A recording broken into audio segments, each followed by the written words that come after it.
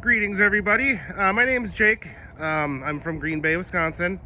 I figured I would do a short video for you guys that Adam could post up on his page because this bus here has actually been featured in a few of his videos. This is Ex-Cabell County Schools bus number 680. I figured some of you guys might want to see an update on this bus. I know the comment sections of some of the previous videos seem to garner a little bit of interest in it, so I figured I'd give you guys an update of how this bus is doing in its current state. So I guess we'll start off with a little bit about myself and how I ended up with this bus. Like I said, my name's Jake from Green Bay. I have a party bus business I started in 2019, Bash on Wheels. Like many of you, I've been a school bus enthusiast pretty much my whole life. So this is a way I get to enjoy driving around school buses and make a little bit of money on the side. Basically, we rent them out for bar hopping and weddings and sporting events, things like that. They're out just about every Friday and Saturday, which is good. How I ended up with this bus, back in 2021, I was kind of scouting out a replacement for my first party bus that I had started with. That bus was a 97 Bluebird 3800, pretty similar to this one, just a little bit older. It actually had the mechanical DT466 in it, AT545 transmission. Pretty good bus to me, pretty reliable. But unfortunately, you know, that original bus was purchased up here in Wisconsin, and we like to heavily salt our roads in the winter time. So it was starting to, you know, have a few rust and rot issues. I know the muffler was starting to fall off, and the front service door hinges were pretty much rusted through, and it just needed a lot of like rust related work that I really don't have the time to mess around with. I mean, other than that, you know, it still ran great and everything, but you know, it was starting to show its age. So I was kind of starting to look for a replacement for that one. I knew I wanted another Bluebird 3800 for sure. So I was kind of browsing through some of the online auctions, government auctions, you know, public surplus. I noticed that they had some of these, a few of these 3800s up for auction in West Virginia. So, you know, basically, this bus checked about every box that I, you know, was looking for a new party bus candidate. It has the DT466E, MD3060 transmission. It's got air brakes, it's got air ride suspension, which, you know, that makes a huge difference when you're transporting people that are consuming beverages on the bus, because they're not bouncing around so much, spilling their drinks everywhere, which means less cleanup for me, because that's probably the worst part of running a party bus business, is cleaning up after other people. So it's nice to have the air ride. About the only box that it didn't check was it doesn't have air conditioning. I was hoping to find another Bluebird 3800 that had air conditioning like my number 2 has. That bus I purchased in Georgia, so a lot of their buses have factory air conditioning on them, including the older ones. But that's okay. It doesn't really get that terribly hot here in Green Bay. Yeah, I guess so what we're gonna do today is I'm gonna do a cold start video. It's not terribly cold today. We're right around 26 degrees or so, but we'll do a cold start video. Then I'm gonna pull this bus forward so I have a little more room, and we'll do a walk around. I'll kind of point out some of the some of the things that I've done to it, some of the unique features that West Virginia buses have as opposed to maybe some of the other states. And then we're gonna go for a little ride. I gotta put some fuel in this, so we'll take a little ride over to the gas station, and yeah, so let's hop in and start her up. All right, so like I said, it's not terribly cold here in Green Bay today. We're sitting right around 26, 27 degrees. This is actually probably going to be the coldest day of the week here. The temperatures are actually supposed to climb throughout the night tonight. So if we're going to do a cold start video, I guess today's as good a day as any. I got the camera focused here on this one actually has the tailpipe coming out the side, the driver's side of the bus. So I'm just going to kind of focus my camera right there. You maybe see a little bit of smoke come out, but it shouldn't smoke too bad. It's not terribly cold. This bus hasn't given me any trouble, you know, as far as starting it in the cold weather. So here we go.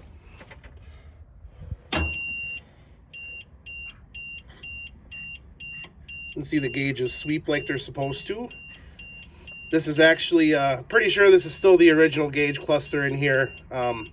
According to the maintenance records that I got with the bus, at least the mileage everything matches up. So if they did replace it, they made sure that they rolled back, or they made sure that they put the correct mileage in here, but I'm pretty sure this is original yet.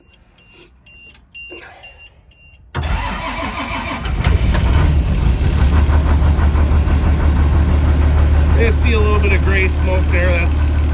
That's generally unburnt fuel.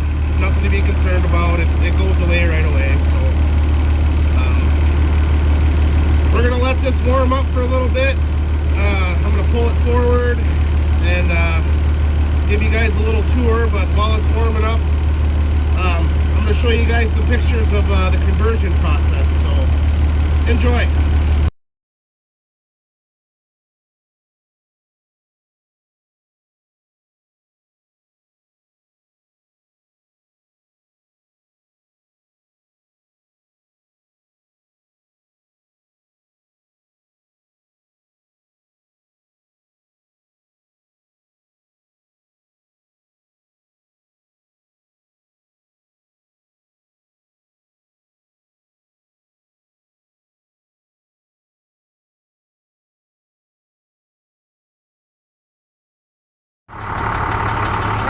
So I let the bus warm up for a little bit and pulled it out of its spot so we have a little more room to walk around and show you some stuff on it. This bus is it's a really good runner. I actually mechanically didn't have to do too much to this to get it roadworthy and inspection worthy. Here in Wisconsin, if you operate a bus for hire, like I have with this one, basically you need to follow all the same rules that a motor coach does, or any other commercial bus, even school buses.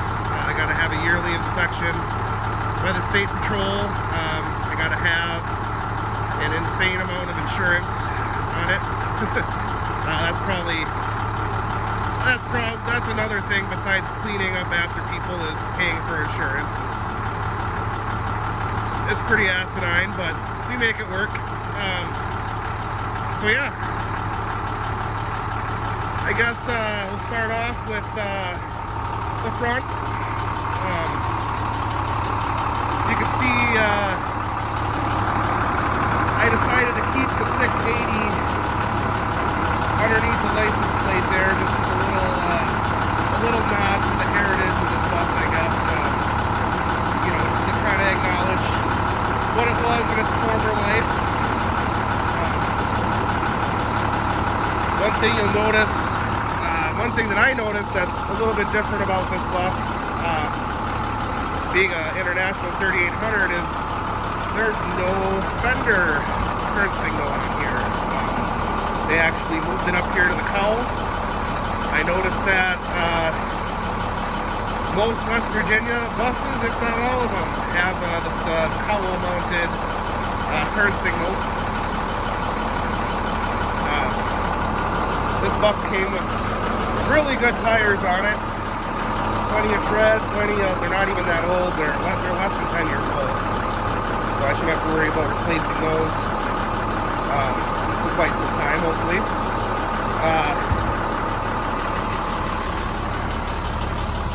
It's got an air door.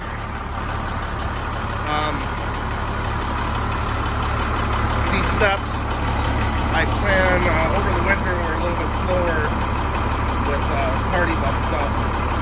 These steps really need some attention. I gotta get some new treads, and I gotta get some metal inserts because I don't really see it, but right in here you can see the ground on the first and the second step.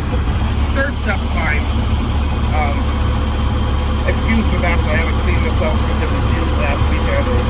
Obviously we're eating some popcorn on here, beverages. This bus has it's got the under storage, which is nice for when we do like ball games and stuff like that. People bring in, lawn chairs and maybe a grill, a foldable grill. You can actually hear this bus has the automatic high idle on it. So it's cold enough where it's automatically high idling right now. So we'll just let it do its thing. Hopefully you guys can still hear me okay. Here's another unique feature of this bus, being from West Virginia. Most Bluebirds, you notice that the third rub rail usually will extend all the way across the top of the wheel well, making the top of the wheel well flat. So this bus doesn't have that, but doesn't detract from the usage at all, I guess. It's got this extra compartment back here. Actually, somebody commented on a picture I posted, and they said, "Oh, that bus must be from West Virginia. It's got the extra compartment." So this must be a West Virginia thing. It's actually, I don't know if I can get it open.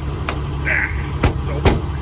But what's in there is tire chains and wheel chocks. This bus actually, you could tell there's an empty switch panel inside. This bus actually used to have the automatic chains on it. They must have been removed at some point. Don't really need them up here. We're not climbing any mountains or going down any extreme grades or anything like that. As you can see, the body on this bus is in really, really good shape. Couldn't really find any rust on the body. Underneath, there's a little bit more rust than I was expecting, but there's not anything structurally compromised. There's no holes, there's nothing rotted through. It's mostly just surface rust, and it's actually pretty much all just behind the back wheels underneath. There's the underside of the luggage bays and the front end. It's clean, almost like a brand new bus. The only bit of rust that was on the body is just a little bit down here at the bottom of the door. I actually ground some of it away and did some Bondo work, but I must not have done a good enough job because it's starting to show through already, and paint job's not even that old. But yeah, this bus has the turn signals in the back are actually red, as opposed to your standard amber colored turn signals.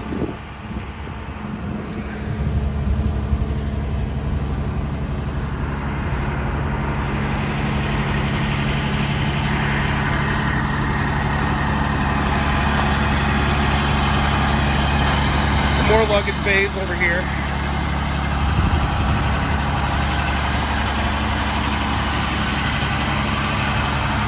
This bus has an air horn on it. This is actually the only bus I've ever driven that has that. So that's pretty nice. especially when people pull out in front of you. So let's go ahead and head inside, and I'll give you a little tour of the inside. Alright guys, we're inside the party bus now. As you can see, it looks a little bit different than your typical school bus. I've actually had this bus since 2021 is when we went and got it. About 10 hours between Green Bay and Huntington, West Virginia, where the bus garage is, where Cabell County Schools bus garage is there. So yeah, me and a buddy, we drove the 10 hours down and stayed in a hotel. And then the next morning went to pick up the bus, met up with Adam. He was doing some goodbye videos of this bus. If you go back through his videos from about 2 years ago, you should be able to see that that video that he made on it. It's pretty nice tribute, farewell to number 680 here.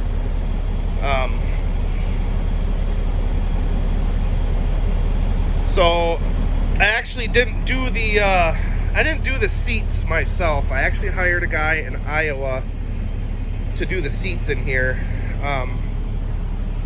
As you can see, the bottoms are actually the original school bus seat bottoms. He just rewrapped them in black vinyl.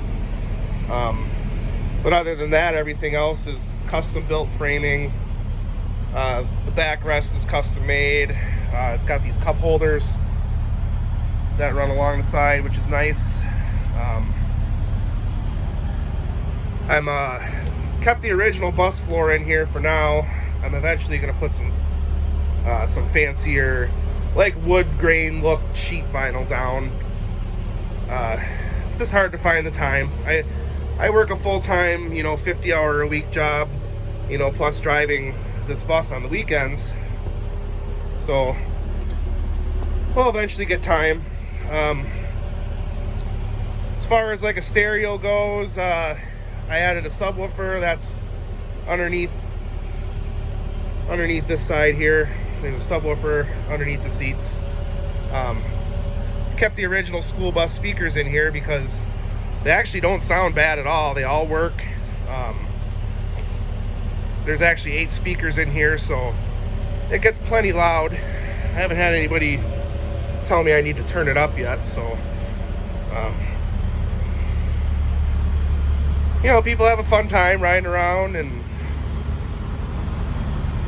listening to music and visiting their favorite establishments.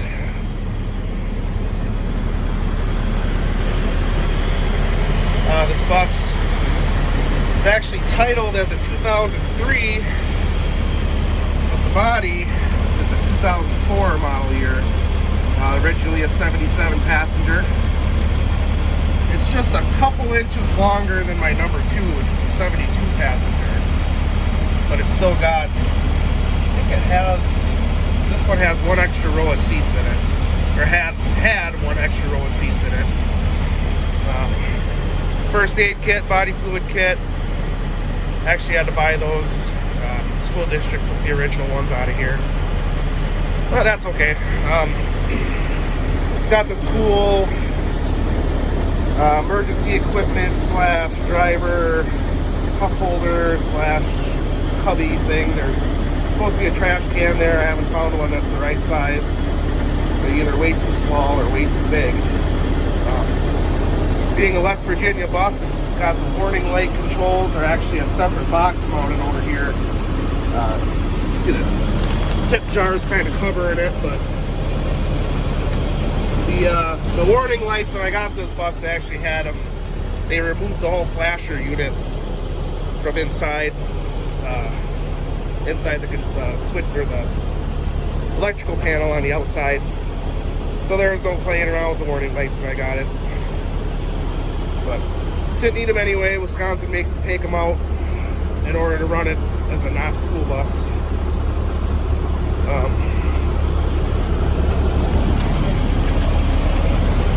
This bus had 124,000 miles on it when I picked it up.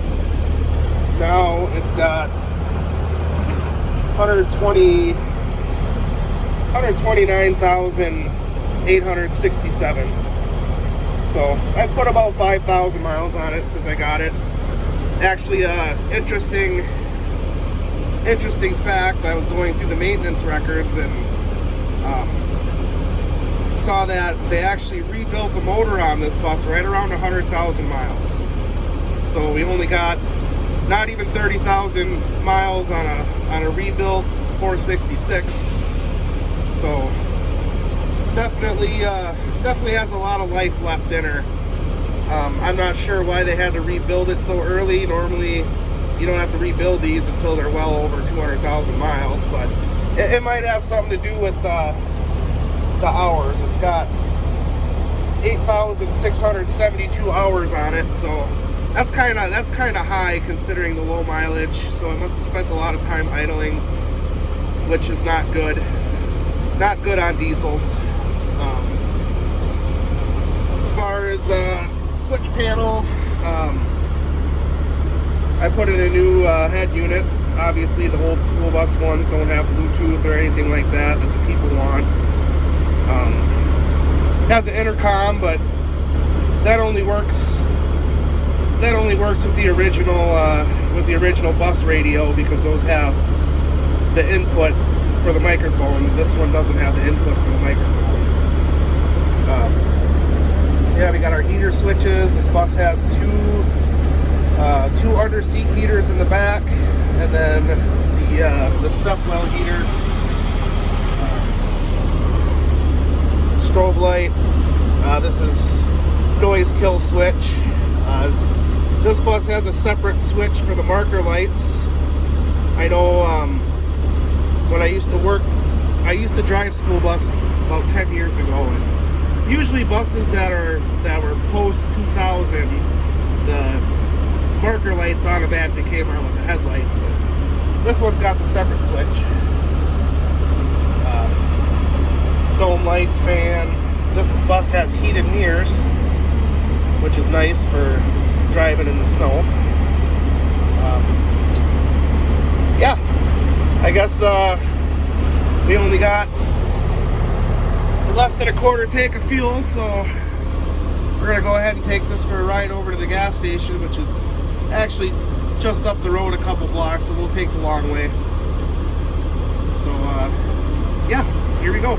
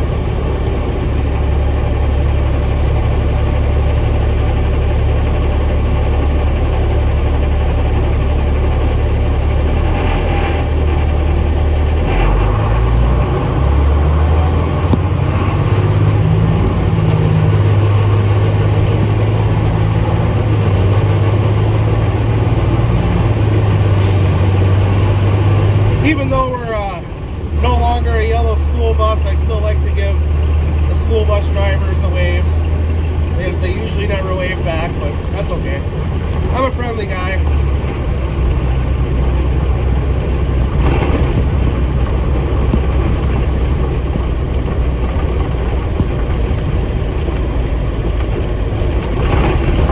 Here you can see Flamer's Bus Lines T3 over there to the left.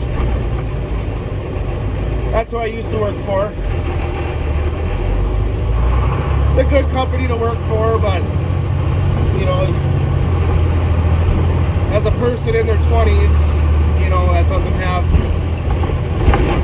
any kind of supplemental income, it's really hard to make a living driving a school bus, you know, especially with the hours that entails.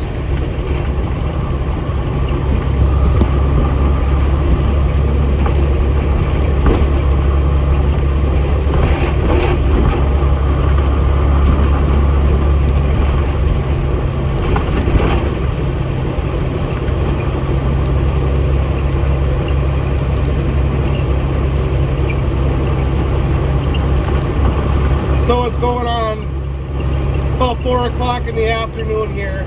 As you can see, this is middle of December. It's starting to get dark already. Really makes for depressing winter with lack of daylight.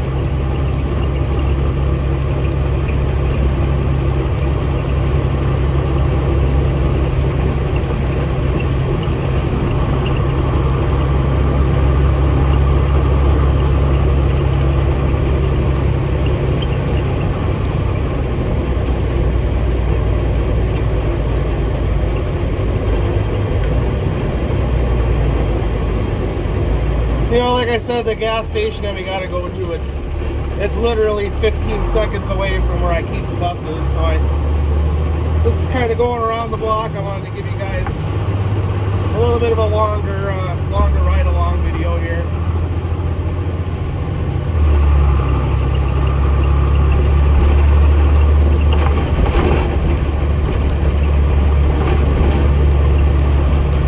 See another Lamers A3FE over there to the left.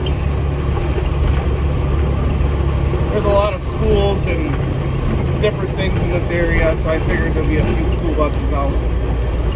This railroad crossing's exempt. We don't got to stop, so cruise right on through that.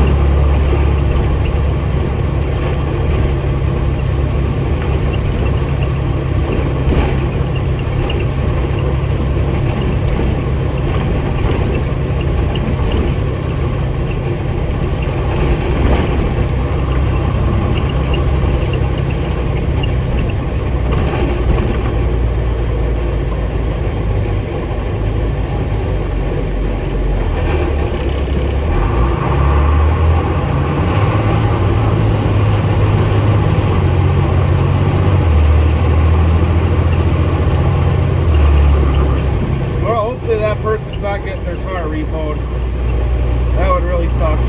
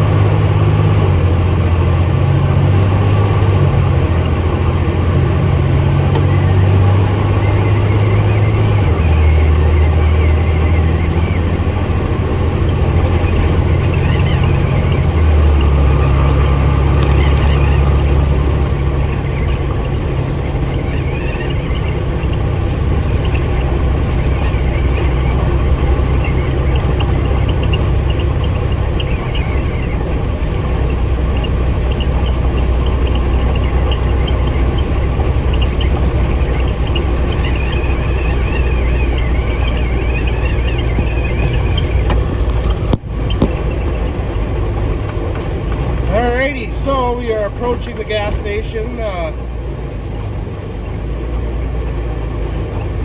Pretty nice that it's this close to the storage units.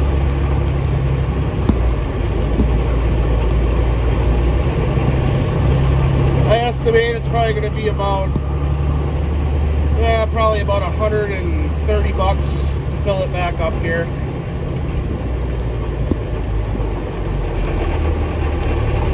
These things are not the greatest on fuel, that's for sure. I think we get about 6 or 7 miles per gallon.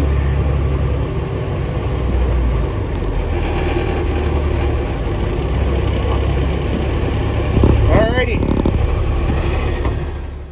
Okay, so before I let you guys go, just wanted to say, hey, thanks for watching. Thanks to Adam.